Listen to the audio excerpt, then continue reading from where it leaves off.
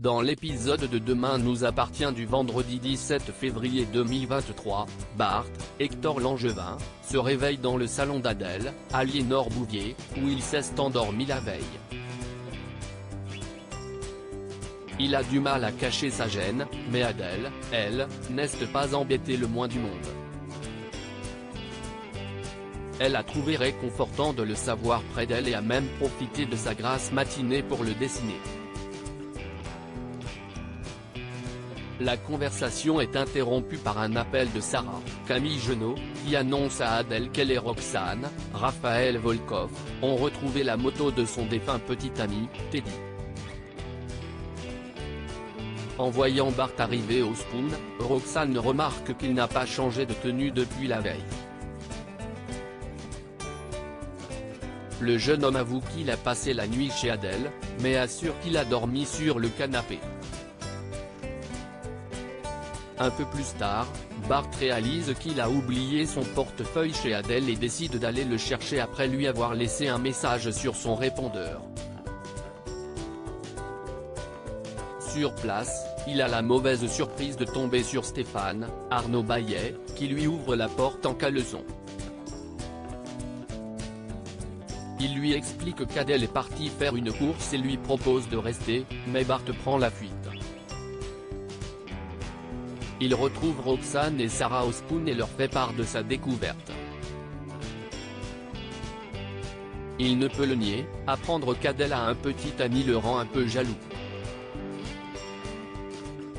Chez les douaniers, William, Kamel Benghazi, demande à Manon, Louvia Bachelier, de l'accompagner au travail. La jeune femme prétend ne pas avoir le temps, mais elle a surtout honte de conduire une voiture rose bonbon. Elle avoue à son père qu'elle déteste la couleur, ce que William a du mal à avaler. Étant jeune, il a dû lui-même économiser pour s'acheter sa première voiture. Manon, elle, la voit tomber du ciel et se plaint quand même. Bien qu'attristée par cette dispute, Manon décide de donner une petite leçon à son père. Le soir, en rentrant, elle lui présente ses excuses pour son ingratitude et explique lui avoir acheté un cadeau pour se faire pardonner. William découvre alors une énorme doudoune vert fluo. Emma est retrouvée inconsciente tôt le matin, Nour, Sahel de Figueiredo, entend Camille, Elisa et Zédine, appeler à l'aide. Elle la trouve ligotée sur un brancard à la morgue et la libère, mais Camille est incapable de bouger son corps.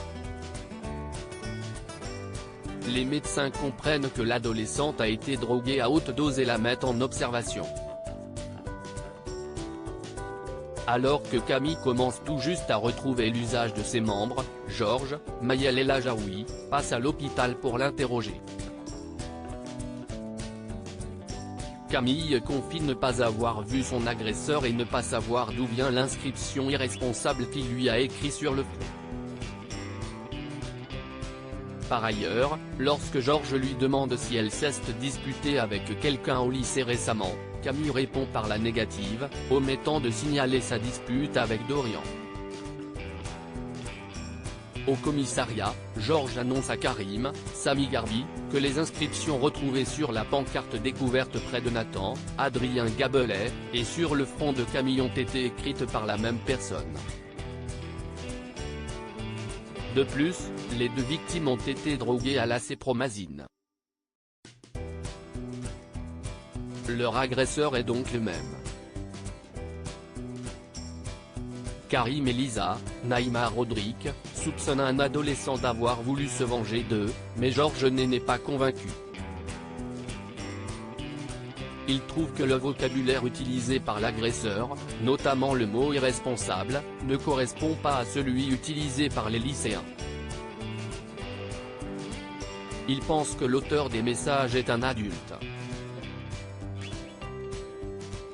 Plus tard, Georges découvre sur les images de vidéosurveillance que Camille a été emmenée dans la morgue par l'employé d'un service de blanchisserie travaillant pour l'hôpital. Dans l'après-midi, Camille reçoit la visite de Dorian. Elle en profite pour lui présenter ses excuses au sujet de son baiser avec Adam, Alain Lebras, et lui implore de lui pardonner, mais Dorian n'est pas sûr de pouvoir y arriver. Au même moment, Oma, Alexandre Brasseur, trouve un étrange coffre cadenassé sur sa barque. À l'intérieur, une Emma, Lunalou, inconsciente, qui ne respire plus.